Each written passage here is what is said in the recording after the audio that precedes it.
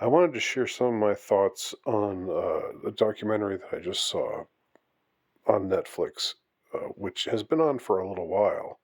I just haven't seen it yet, but I guess it's been uh, available to watch for over a year now. And it's about Bruce Ivins, who's the man that was eventually accused by the FBI of sending the anthrax letters back in 2001, October of 2001.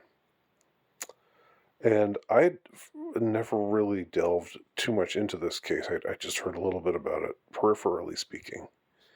But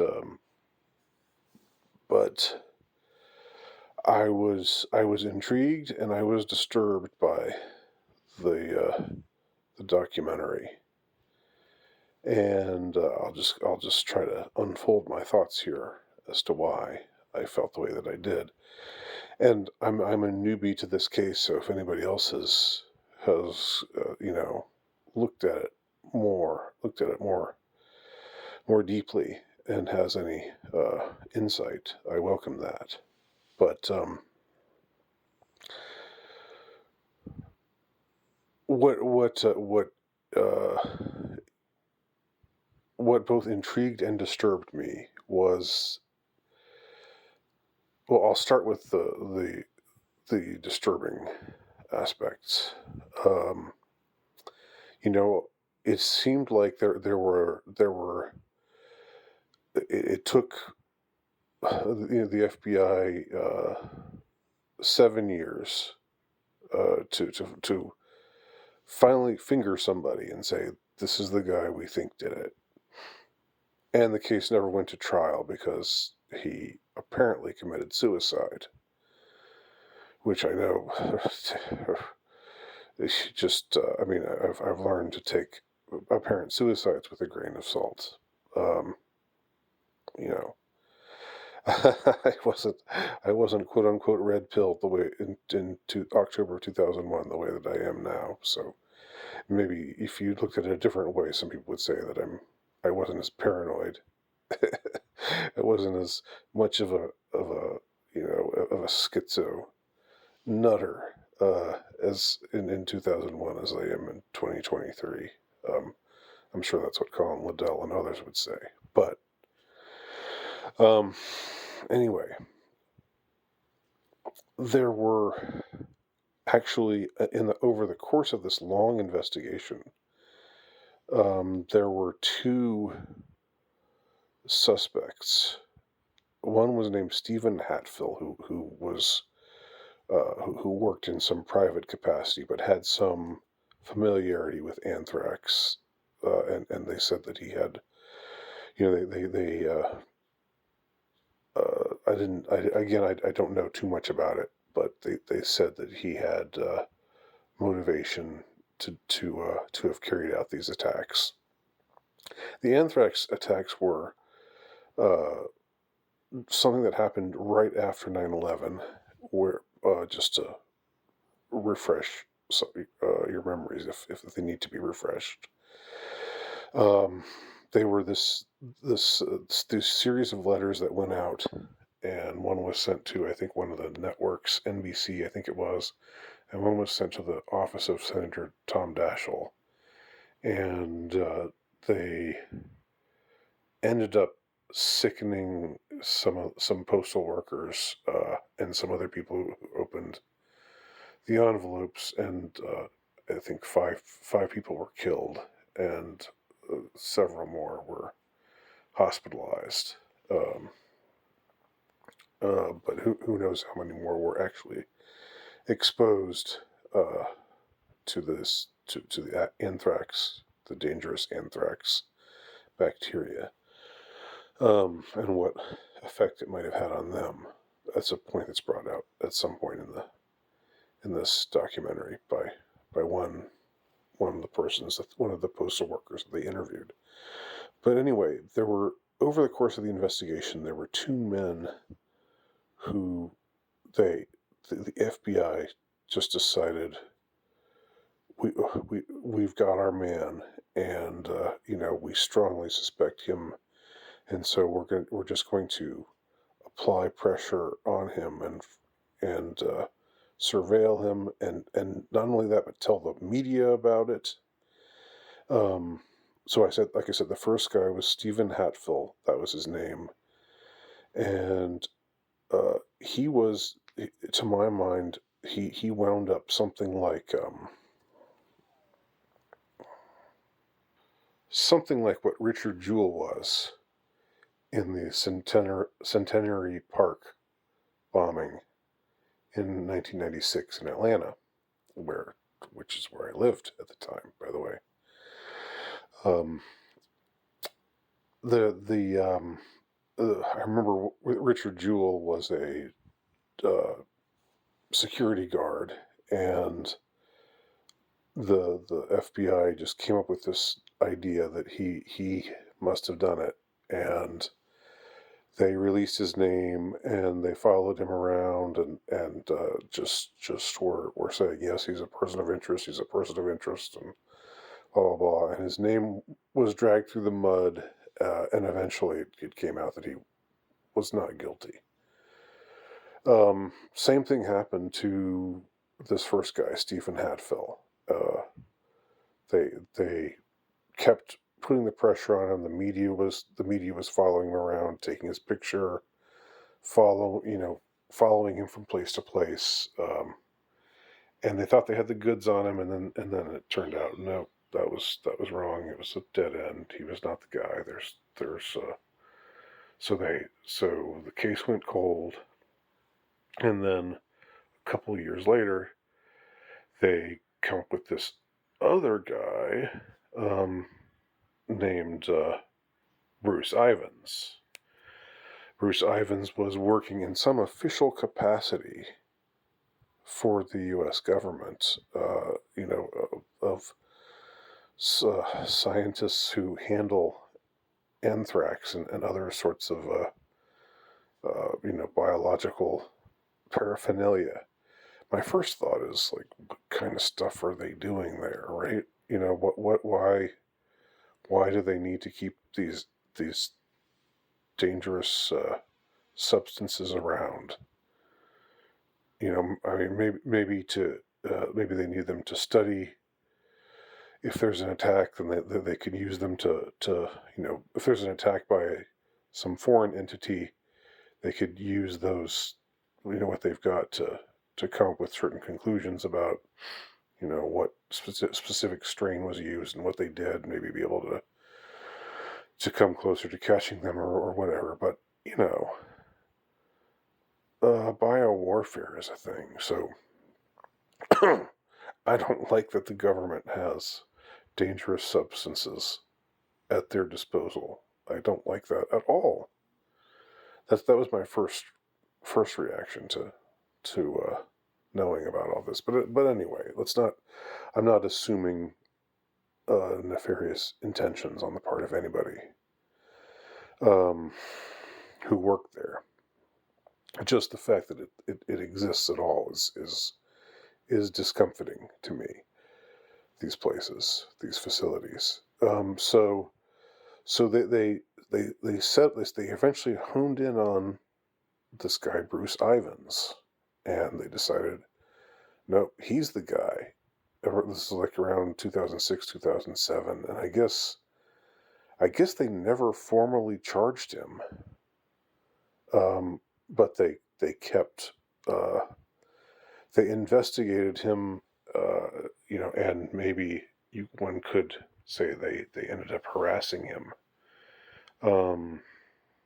They ended up, they searched through his house.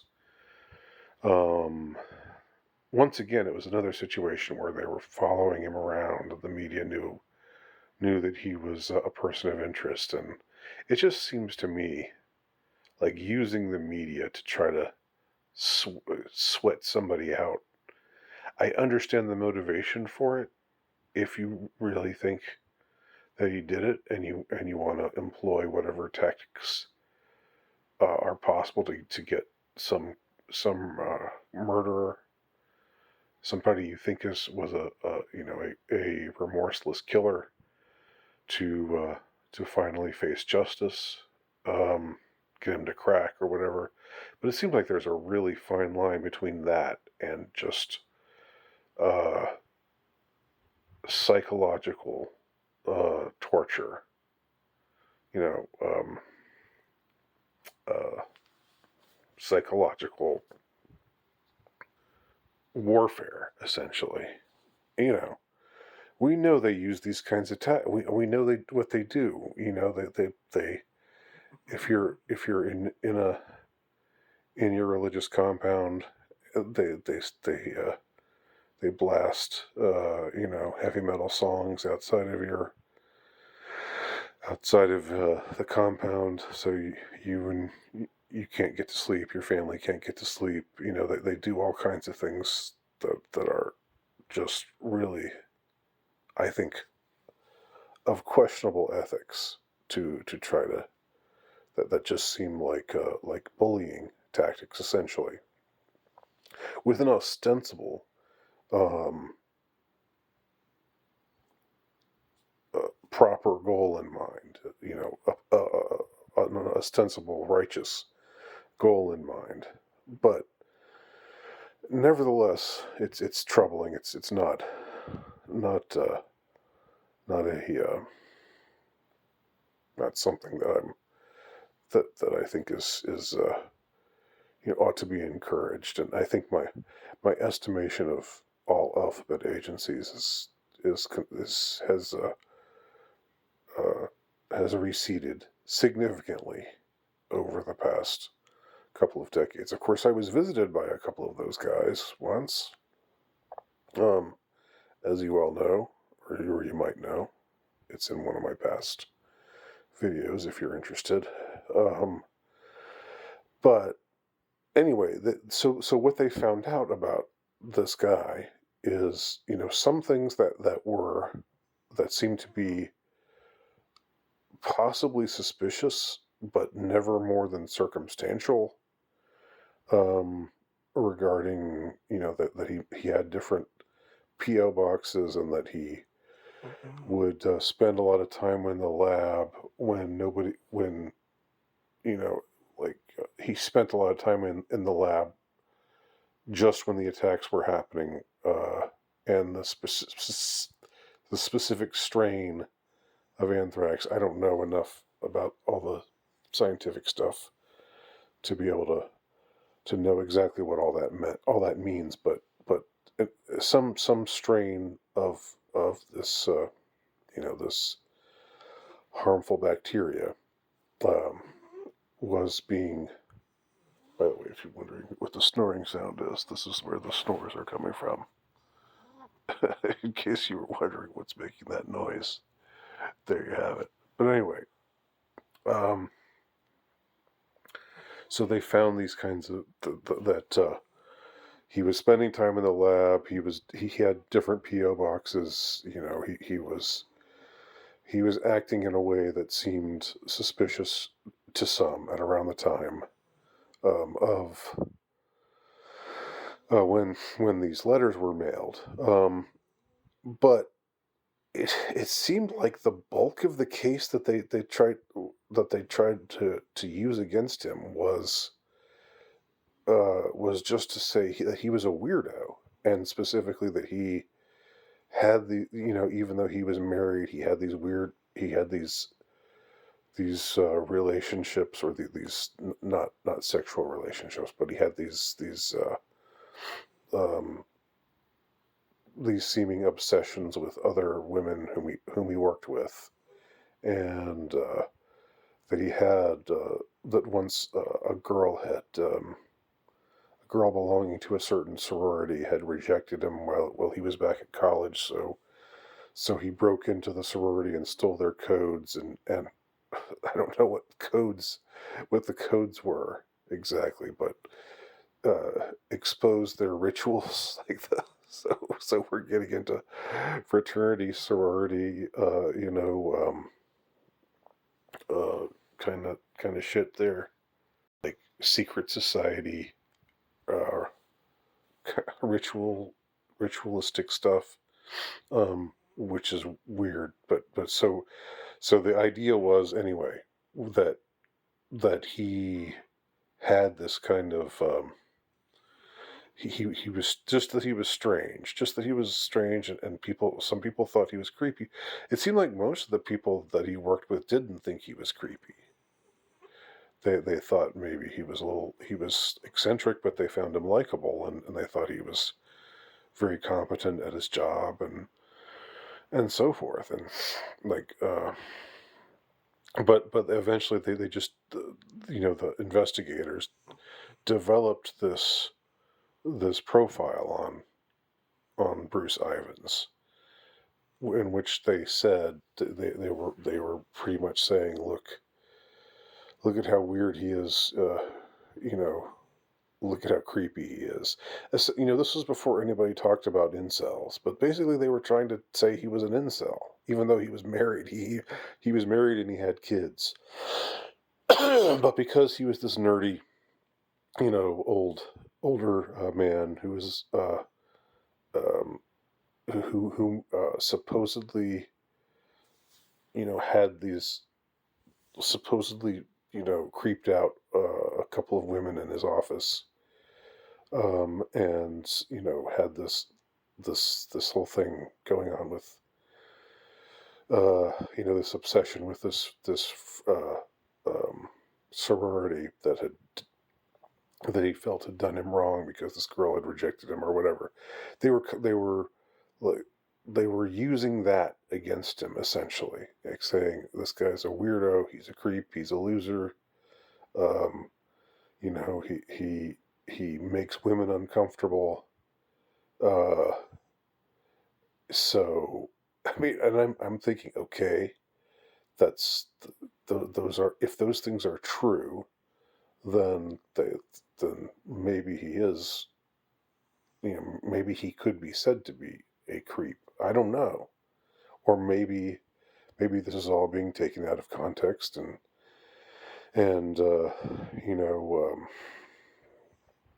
purposely having the context purposely being reshuffled in order to to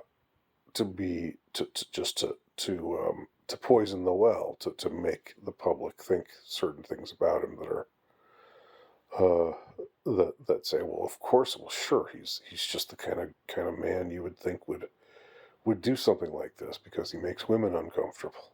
Even though it was like a couple of women. It wasn't like a lot of women that he worked with seemed to think he was fine. And he was married. Um, and so anyway, like they hounded him and hounded him until he committed suicide. And after well, I mean, supposedly committed suicide. After his suicide, they posthumously said, he's the one, we think he did it. There's no smoking gun. Yes, it's all circumstantial, but um, we think he's the one. And the kind of arrogance that was being shown by the FBI agents who they interviewed, um, uh, was pretty galling. Like they had when they talked to him at one point, they had this interview with him. It was not a he was not under arrest. He had not been charged with anything. So he was just there. He was with his lawyer, uh, wanting to seem cooperative, and the guy starts off with, what is the deal with you and women? That's the question that he asks him. What is the deal with you and women? Like what does that have to do with? What does it have to do with him supposedly being the one who sent the anthrax letters? You know what? What would be how would that be motivated? Is it just he's creepy with women, so or with in these couple of cases, we can file him under creep here, so who knows what else he might be capable of. In some ways, this was like it seems like an early, a pre-incel um, uh, persecution of someone for being a quote unquote incel or incel-esque type of man. Nerdy, not very attractive. You know, eccentric, maybe not always blessed with the proper social graces, um, and so forth and so on. What's that got to do with what? How does that make him, uh, you know, a suspect? And I mean, they did have circumstantial things regarding the strain that he had access to, and that a lot of that several others in that same lab had access to. But I was shocked at the lack of a case that they had, and of course he that so they hounded him into suicide, and then they destroyed the evidence after that. Like, nothing suspicious about that at all, is there, FBI? That you destroy the evidence? I mean, why not? Why not keep it around, so that you can make sure your case is airtight? But nope, they say case closed. We think he did it. He's dead anyway. So, God, the more I think of it, the more appalled I find myself becoming. And I didn't even know there were things to be appalled at with this case. It's all pretty new to me.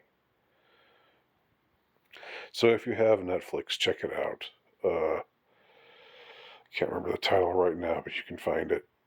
Um, and tell me what you think. If you've already seen it, or if you know about the case, then I also welcome anyone's thoughts. Thanks for watching.